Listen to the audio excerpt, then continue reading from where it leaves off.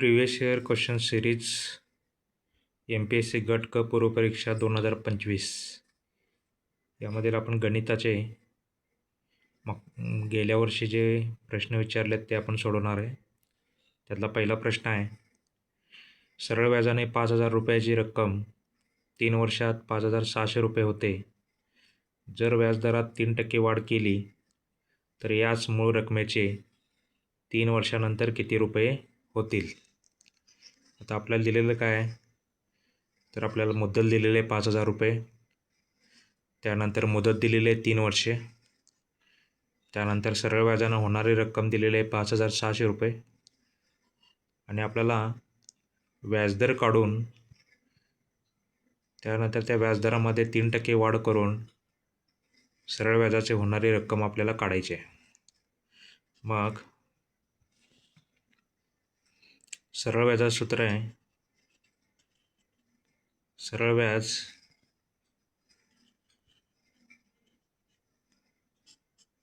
बरोबर मुद्दल गुणुले मुदत गुणुले दर भागिले 100. आपण पहिल्यांदा दर काढून घेऊ. सरळ व्याजानं होणारी रक्कम ही 5,600 रुपये आहे. मुद्दल ही 5,000 रुपये आहे. मुदत 3 वर्ष आहे. दर आपल्याला काढायचा आहे भागिले 100. त्याला आपण सरळ देऊ. 5,600 गुणुले 100 भागिले 5,000 गुणुले 3 बरोबर दर. या शून्याला शून्य गेले, शून्याला शून्य गेले, हे शून्याला शून्य गेले. 5 एके 5, 5 दोन्ही 10, 56 दोन्ही 112 भागिले 3 बरोबर R. म्हणजे दर हा 112चे 3 म्हणजे 112/3 म्हणजेच 3 एके 3, 3 त्रिके 9, 2 22, 3 सत्ते 21, 37.33%. 33 हा दर आला. 37.33 हा दर आला. आता आपल्याला कंडिशन काय दिलेली आहे, तर यामध्ये 3% वाढ केल्यानंतर होणारी रक्कम विचारल्या. मग 37.33 तर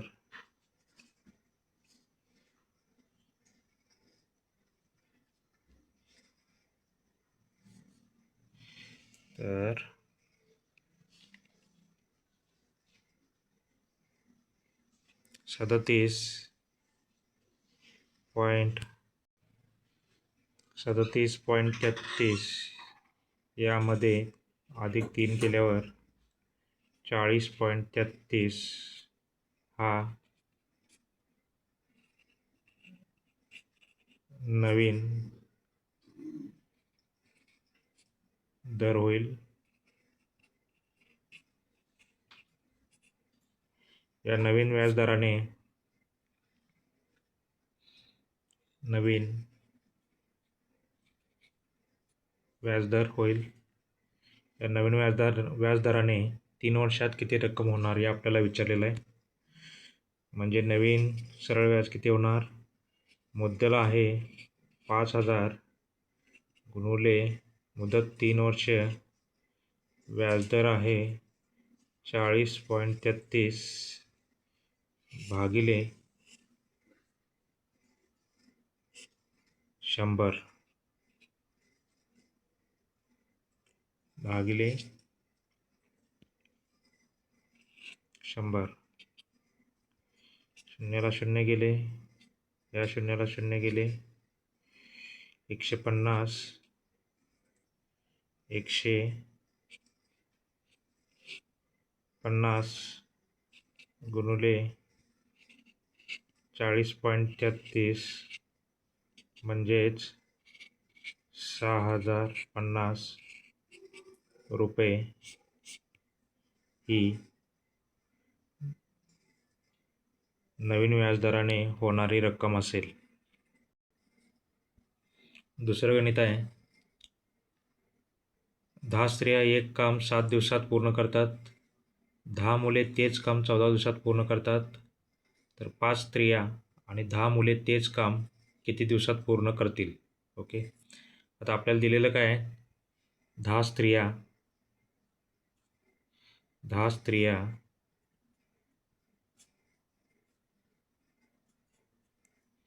किती दिवसात काम करतात, 7 दिवसात. त्यानंतर 10 मुले तेच काम 14 दिवसात पूर्ण करतात.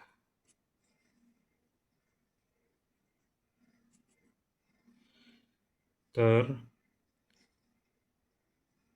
5 स्त्रिया अधिक 10 मुले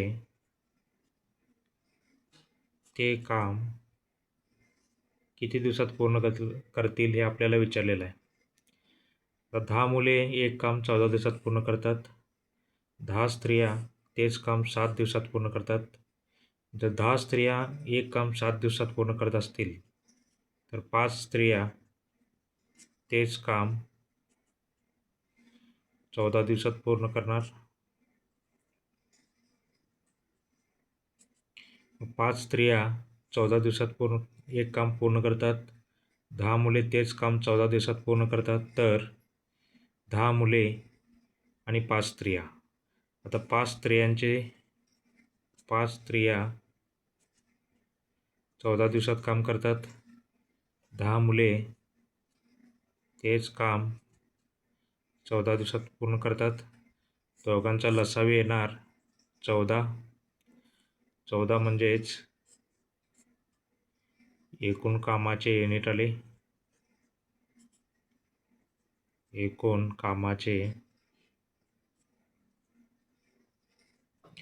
म्हणजे 10 मुले एका दिवसात 14/14 1 युनिट काम करतात.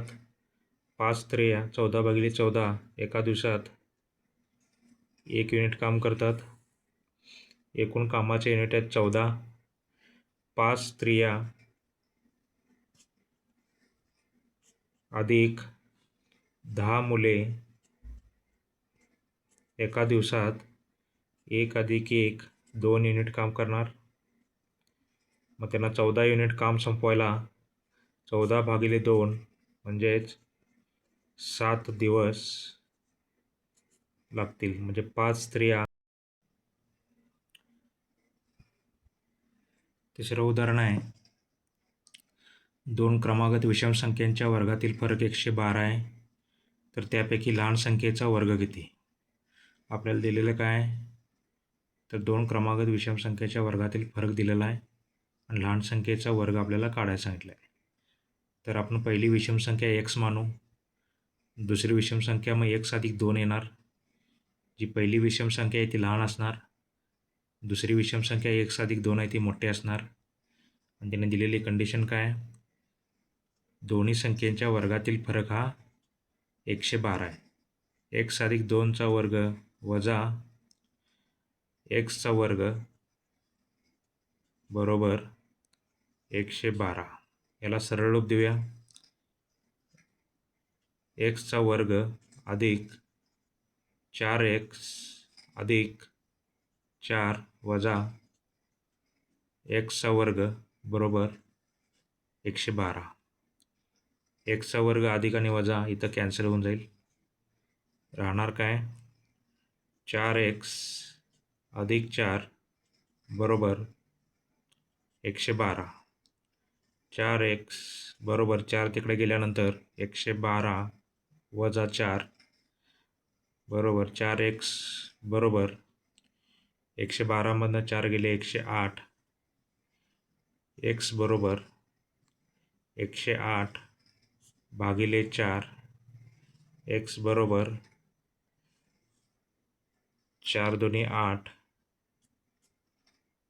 2 4 7 28 म्हणजे पहिली विषम संख्या 27 येणार, दुसरी विषम संख्या x अधिक 2 म्हणजे 27 अधिक 2 29 येणार. मग यातली लहान संख्या ही 27 आहे आणि आपल्याला विचारलेलं काय, लहान संख्येचा वर्ग विचारलेला आहे. म्हणजे 27चा वर्ग 729. म्हणजे आपलं उत्तर येणार. पुढचं उदाहरण आहे, खालील किंमत काढा. 0.11चा वर्ग वजा 0.01चा वर्ग भागिले 1.2. हे सोडूया. 0.11चा वर्ग येणार 0.121 वजा 0.01चा वर्ग येणार 0.0001 भागिले 1.2. अंशामधल्या संख्येची आपण वजाबाकी करून घेऊया. 0.0121 वजा 0.0001 म्हणजेच एकात नाही केले 0 2 1 0 0 म्हणजेच वजाबाकी येणार 0.012 भागिले 1.2. या दशांश अपूर्णांकाचे साध्या अपूर्णांकामध्ये रूपांतर करून घेऊया. अंशाला येणार 12 भागिले 1000, छेदाला येणार 12 भागिले 10. याला सरळ रूप देऊया. 12 भागिले 1000 गुणुले 10 गुणुले 12. या 12ला 12 गेले, शून्याला 0 गेले, याचे उत्तर येणार 1/100. या साध्या अपूर्णांकाचे दशांश अपूर्णांकात रूपांतर केल्यावर उत्तर येणार 0.01. पुढचं गणित आहे, जर चौरसाची बाजू 25% वाढवली तर त्या चौरसाचे क्षेत्रफळ किती टक्क्याने वाढेल. तर आपण चौरसाची बाजू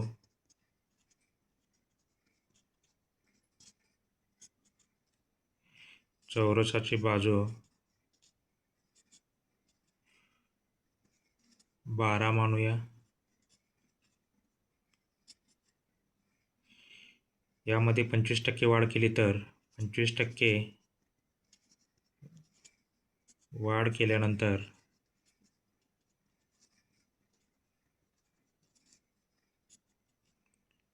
चौरसाची बाजू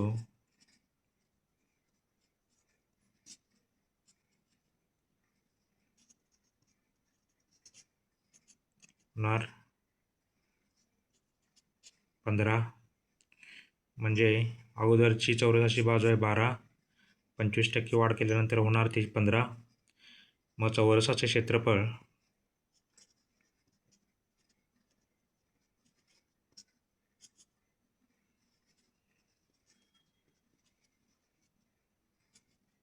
म्हणजेच बाजूचा वर्ग. मग जेव्हा 12 बाजू होती, 12 बाजू असताना चौरसाचं क्षेत्रफळ असणार आहे 12चा वर्ग म्हणजे 144. 15 बाजू असताना चौरसाचं क्षेत्रफळ असणार आहे 15चा वर्ग 225. आणि आपल्याला विचारलेलं आहे नवीन क्षेत्रफळामध्ये किती टक्क्याने वाढ झाली. याचं उत्तर असणार आहे नवीन क्षेत्रफळ 225, जुनं क्षेत्रफळ 144 भागिले जुनं क्षेत्रफळ गुणुले 100. म्हणजे आपल्याला किती टक्क्याने नवीन क्षेत्रफळामध्ये वाढ झाली हे कळेल. आता 225मधून 144 गेल्यावर 56, 76 आणि 5 81 भागिले 144 गुणिले 100 3ने भाग जातोय.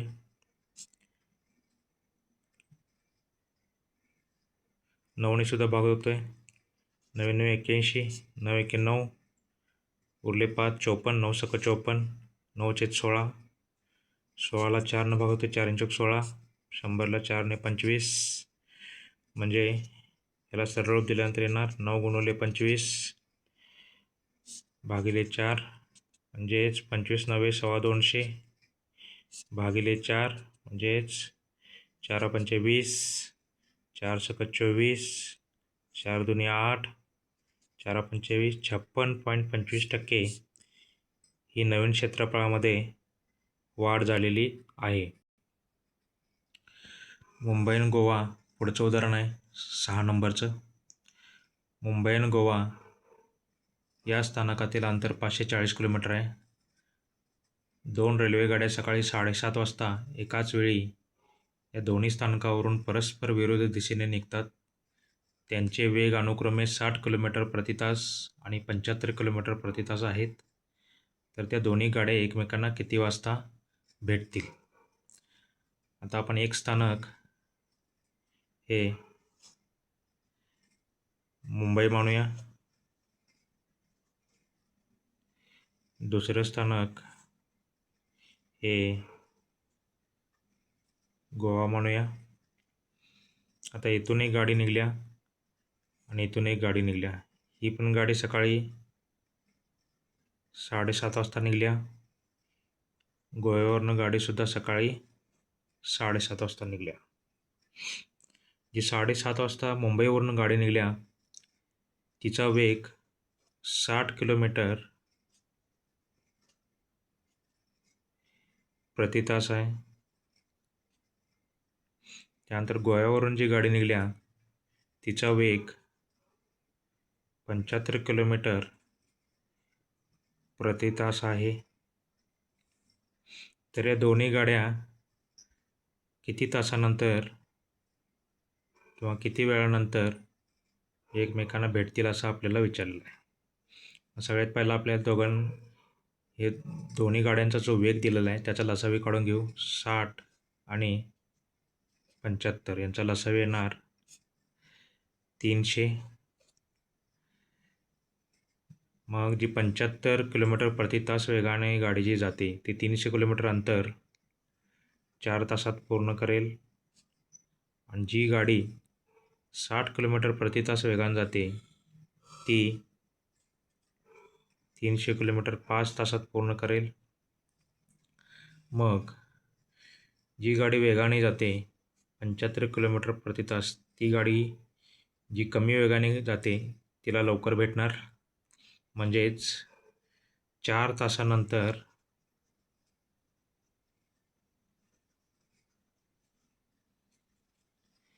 या दोन्ही गाड्या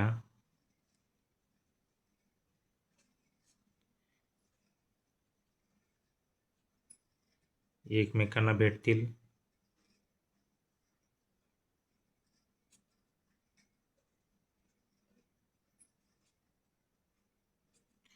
म्हणजेच 7:30 अधिक 4 म्हणजेच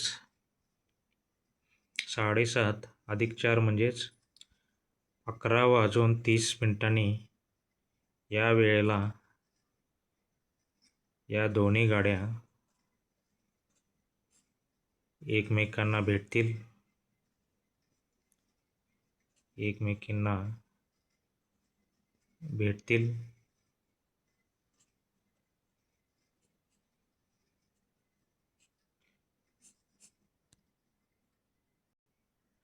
पुढचं उदाहरण आहे 7 नंबर.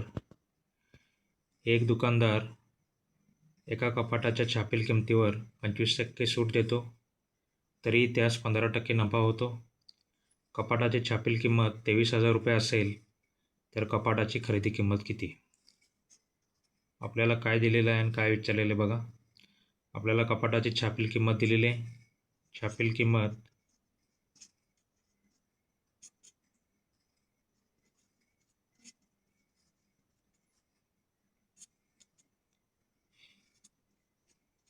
23,000 रुपये आहे. आणि आपल्याला काय सांगितलं आहे, दुकानदार त्या कपाटाच्या छापील किमतीवर 25% सूट देतो.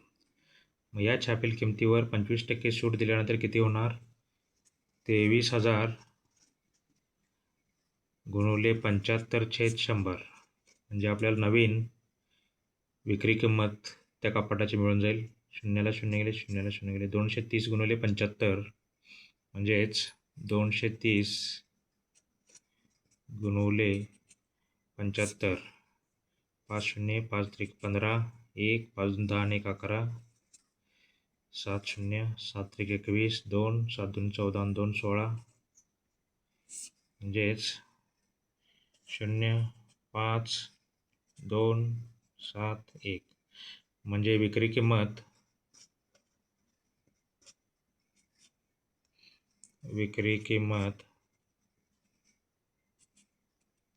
किती असणार? 17,250 रुपये.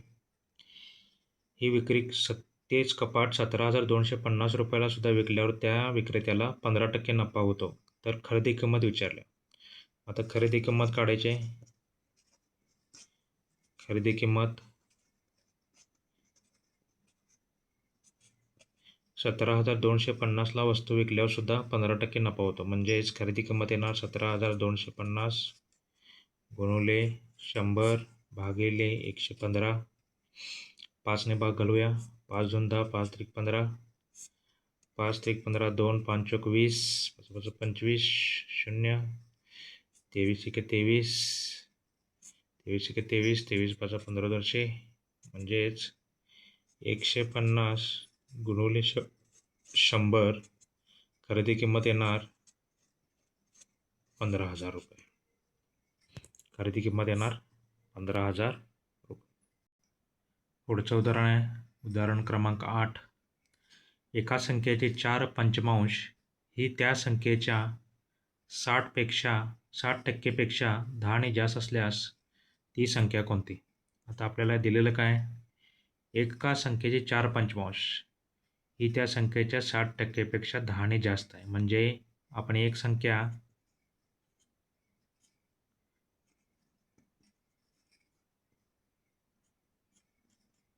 x मानू.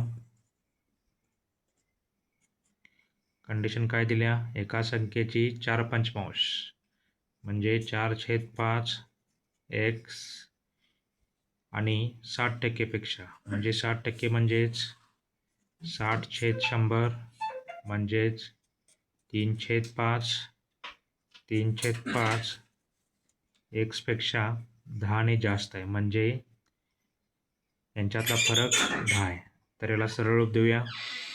4/5 x वजा 3/5 x म्हणजेच x/5 बरोबर 10.